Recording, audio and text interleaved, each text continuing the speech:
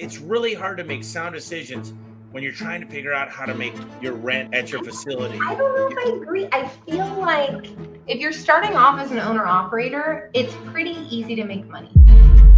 Welcome back to the Home Service Expert. Today I have a really good friend of mine. She's an expert in small business, consulting, tax preparation, payroll, bookkeeping, and all kinds of good stuff with HR. She will teach you smarter ways to make money, save money, and inspire you to give back in meaningful ways. Financials are the most important thing in a company. A good bookkeeper is okay if they give you the right stuff, I guess. Yeah, I feel like that's the thing I've struggled with over the past couple of years. So I've been thinking a lot about, like, what do I offer to the industry and how do I offer it?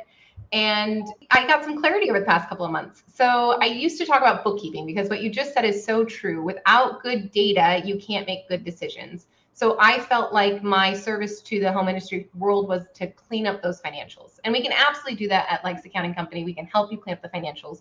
But what I'm realizing, the secret sauce is really putting financials to work. And a lot of business owners, even when you have bad books, you still have good data because you probably have a CRM. You likely know how many customers you served last week, how much money they paid you, and you can figure out some basic metrics from that information. I did a spreadsheet that I'd be happy to share with any listeners if you wanted it, that was like, how do you take a pressure washing company to 15 million?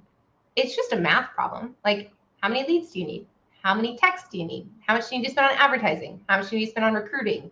Like, it's a pretty simple exercise. We need to think bigger. And I feel like you had a similar epiphany with garage doors, didn't you? The problem I have with, garage doors back in the day before I really got into it, and right now, window washing and power washing and gutter cleaning, is people go into it to make a living. They like $200,000 a year. They don't understand this simple concept of they're allowed to make six figures and the company should still be making 20%. And then they don't understand performance pay and they don't understand the principles behind it. And it's not because they're stupid. It's because they've never been around it. They've never seen it. It took me traveling to every HVAC shop in this country that does over 100 million, literally, to get the principles and the fundamentals. But I needed to dream bigger, and I needed my mindset to change that this isn't for a living. This is to build an incredible company, to build a lot of people up that are allowed to make a lot of money. One of my guys just bought his sixth rental in Wisconsin, 6 rental houses, and he's a senior tech here. So now people are like, that's not possible in my industry.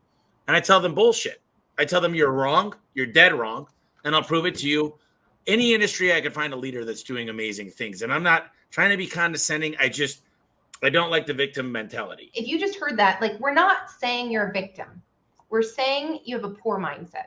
We're saying you're thinking too small and you've got to get in a room with people bigger than you. And I feel like that's what I love about Vertical Track. And this is not a commercial for Vertical Track, but it was the first time that Jeff, my husband, he grew up poor, right? His first goal in business was to make $100,000. And then he killed it. Like, you can do that. And you can do that. We just watched Brandon Vaughn do that in his fourth month, right? You can do that in a month. So then it was like, okay, let's do it net. No. Okay, now let's do it owner salary. No. Like, you just have to keep stretching what's possible, and you have to get around people who have already done it. Well, Meaghan, our second year in business, I told Johnny we need to double our prices in the Christmas light business. Looking at the stuff, I realized we were losing money. But one thing I know I could do is I could bring leads in like nobody's business. The fact is, what we needed to focus on, and I just want to be very clear because there was a question about what you would do in marketing. Number one is, where are the people? They're on Google or they're on social media. So you dominate those two things, and I mean completely dominate. You're a $10 million market in soft washing. I want to get rid of the naysayers because I could do it in garage doors. I could do a $30 million business in one market. I'll do a $50 million market in Phoenix. Why start your own business? What caused you to say, I'm sick of working for somebody? Or it's a lot of work.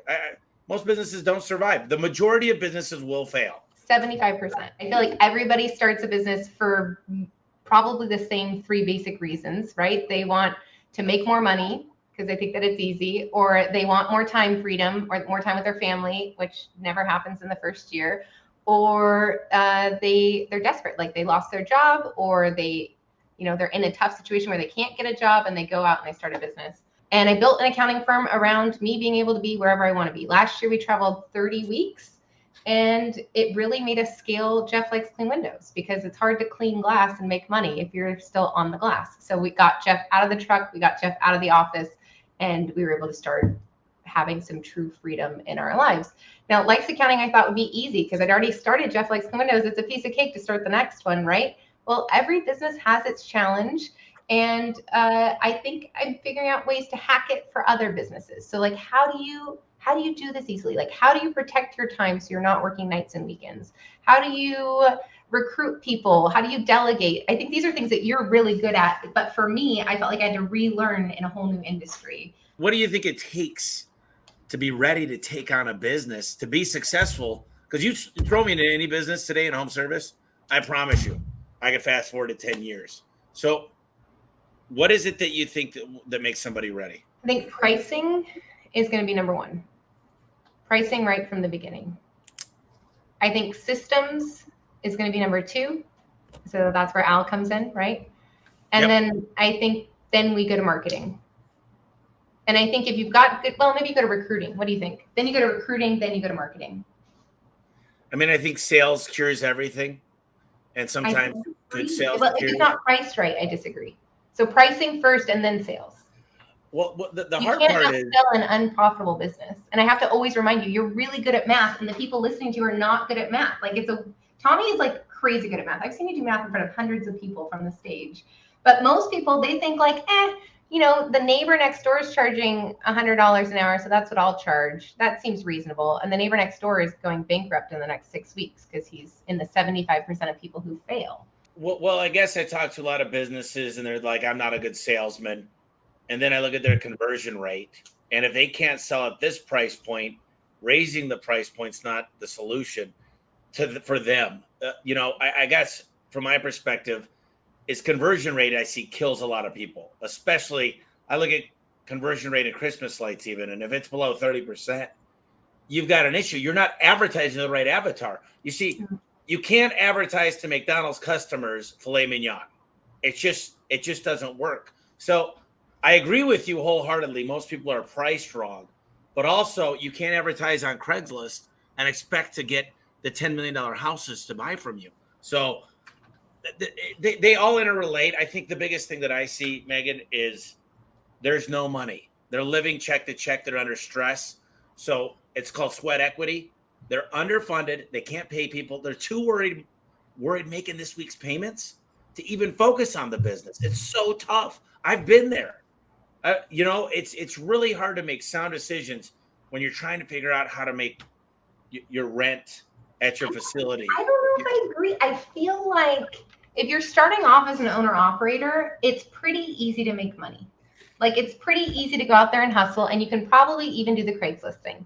Now, it's not sustainable, and you're going to blow out your shoulder, and you're going to blow out your back, and you're going to blow out your knees and all of that.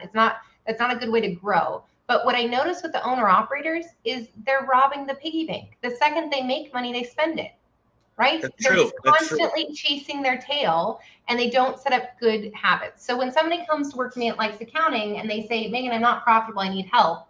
What I say is, like, we need to put you on a budget. So tell me what the family needs to live.